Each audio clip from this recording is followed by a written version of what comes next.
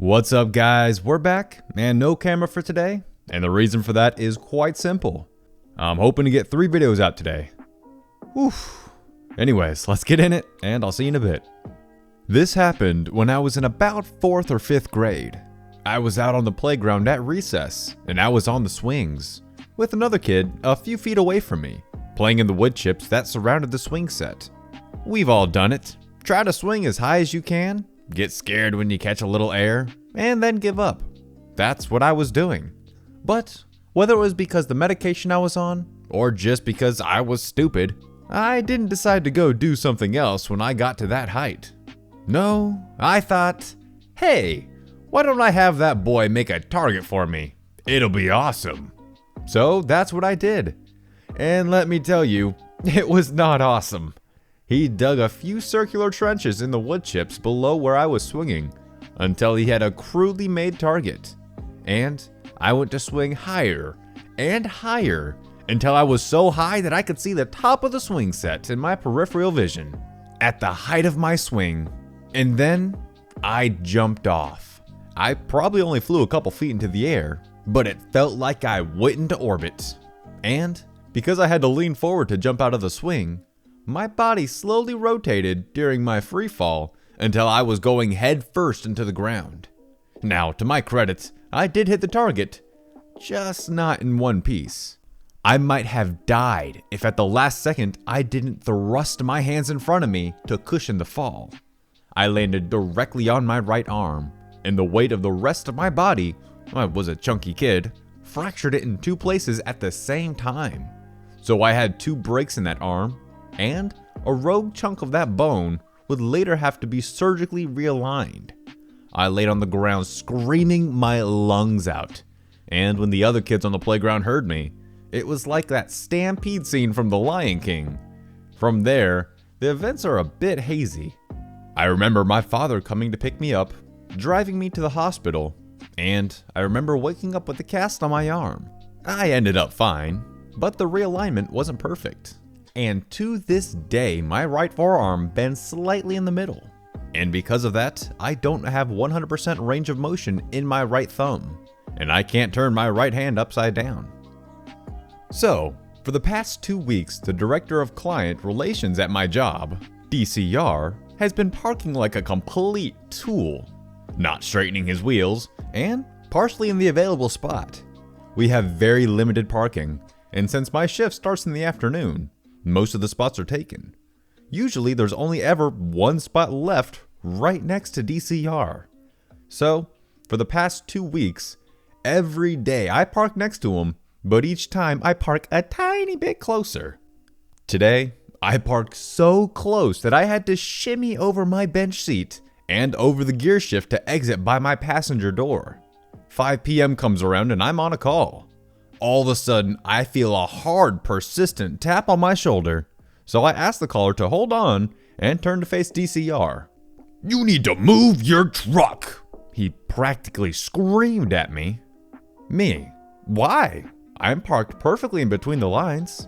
DCR: "You parked too close to my van and I can't get out." Me: "Well, I'm on a call, and we'll be for a while, so you'll just have to wait." DCR: "I can't, I have an appointment." Me: "I guess you'll think next time and not park like an a-hole. The client is more important at this moment." And I go back to my call. He got out, not sure how. Hopefully he'll take my advice. And then we got a little picture of the absolute expert parking job. Entitled mom tries to get around me, and I hit her with malicious compliance. Entitled parents plus malicious compliance. Backstory: so my mom works for a big grocery store chain, and I decided to go visit her on Take Your Child to Work Day. While I was there, I was bagging groceries, and this EM walks in. Cast: me equals me, duh. EM: land whale of a mom, EK 1 and 2, land whale crotch goblins, M equals mom, O equals owner. So, the EM walks in and stomps over to me. This is the conversation that follows. EM: help me now. Me: okay, what do you need? I tell my mom that I'll be back in a whisper. EM, my kids want some toys. Show me where they are. Me, okay, follow me. All the while, EK1 and 2 were screaming. Me, lady, please quiet your kids. EM, okay, tells kids to stop. Me, showing her toys, here they are. EM, thank you so much. Me, no problem, walks back to help mom. About 10 minutes later, I hear a woman scream in the toy section, and they're calling for an employee. Mom, the kids had ripped open less than half of the toys while the land whale is on her phone. Me, land whale, what are you doing?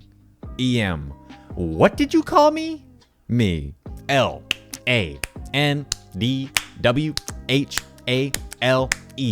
EM, get the manager. Me, gets manager. M, what's the matter? EM, your employee was incredibly rude to me. M, what happened? Me, explained what happened. M, well, you were in the wrong, so either buy something or get out. EM grabs 4 toys off shelf. EM tries to get around me. I hit her with some malicious compliance. Me grabs some ibuprofen and gets in line. EM gets behind me to push me. Me, can you stop? EM, I'm not doing anything. Me, whatever. After 5 minutes, I pay and she goes to pay. I tell the cashier I can handle her because she will make her cry. Me, okay ma'am, that will be $18.79. Cash or card. EM, $18.79? That's too much. Re-ring me with the right price. Me, okay ma'am. Adds broken toys.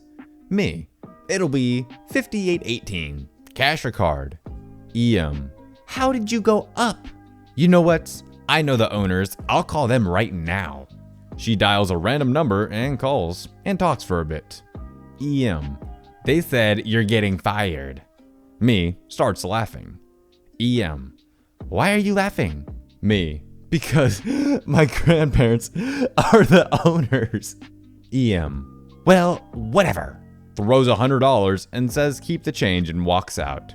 That's the last time I've seen her.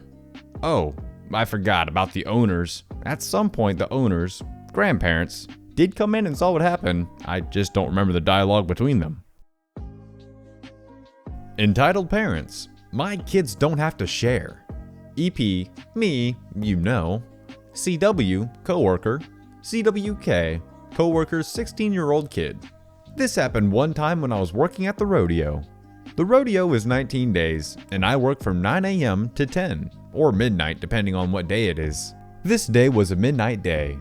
This EP, you know what that means, thought he was going to get what he wanted and could put me and CW down because we were working at midnight. Here's what went down. EP got his food for his family. EP comes back after 3 minutes. EP, can I get some extra paper boats? Paper boats are just like paper bowls. Me, we can get you some extra napkins. EP, no, they have to be the boats. Me, well, I can't get you extra paper boats, only napkins. EP, my kids won't use napkins. They aren't animals. Napkins are used after you eat, not to eat off of. I'm thinking, this guy really thinks I'm gonna give in and give him the boats that I'd never give extra and that we're also running low on. Me, I'm sorry, that's not gonna happen. EP, my kids won't share the same boats. He had an order of fried Oreos. Our Oreos was the most popular Oreos on the grounds. We've had people wait in the rain for them without anything to keep them dry. Me, why? EP, because they don't want to. True EP answer. Me, you're not getting it. CW, your kids can share. He is a dad and his kids do. EP, what? You're gonna make my kids share? CW, no, that's your job. Now the EP starts trying to push us down. EP, your job, and you aren't important. You work at the rodeo at midnight. Yes, he did just say that. CWK, my dad is here and on vacation time. Do this. EP, He probably works at Walmart or some job like that. EP says nothing else about this, then turns to me saying the same thing. Me, this is my job for now, but 3 weeks after this is over, I'm going into the army. Which I did. This shut the man up and he walked away without even the napkins. That might have taught him a lesson, but I doubt it. This happened around mid to late March on a wondrous website that I still enjoy to this day. DeviantArt. Go ahead and laugh if you want. TLDR at the bottom. So I would always check in on my DA account for any updates, comments, favorites left on my artwork, and any new watchers for my page. It's because that, at the time, I would always look forward to anyone looking to do art trades or asking for digital commissions from me.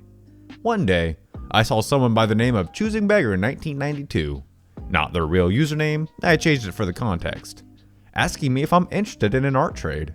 I replied to them that I would like to discuss further in notes, the PM for DA, and see what they would like me to do. Their request on what I should make them, my hopes were a bit high. I questioned what they wanted for their trade, and gave me names of Rocky J Flying Squirrel and Rockette. Nothing out of the ordinary there.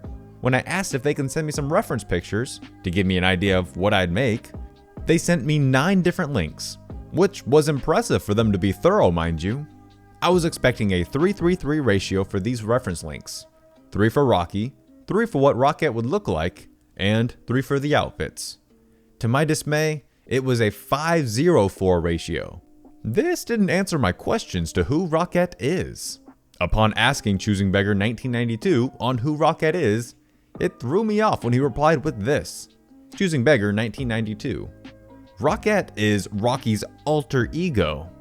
Now, I felt comfortable with classic cartoon characters like Bugs Bunny dressing up in drag. I tried to search for Rockette online under Rockette, Rocky, and Bullwinkle tags, and nothing had turned up. So that meant this user wanted me to create an alter ego of Rocky Flying Squirrel, one of the classic cartoons, that never existed in the show. I gently had to let him know that I didn't feel comfortable with working on this, and I'm refusing to work on the trade with them.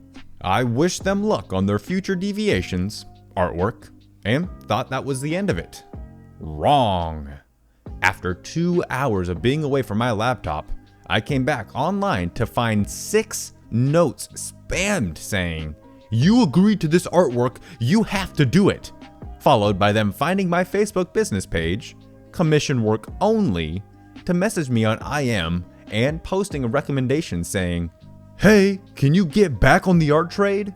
And an email, because of my business page, messaging me to unblock them while using my full name in the process. I still have them blocked to this day. They can't take no for an answer. TLDR, Choosing Beggar asked for an art trade that I didn't feel comfortable with. They didn't take no for an answer and started spamming me through my social media. So I blocked them to prevent future spamming. Alright guys, that's going to wrap up the stories.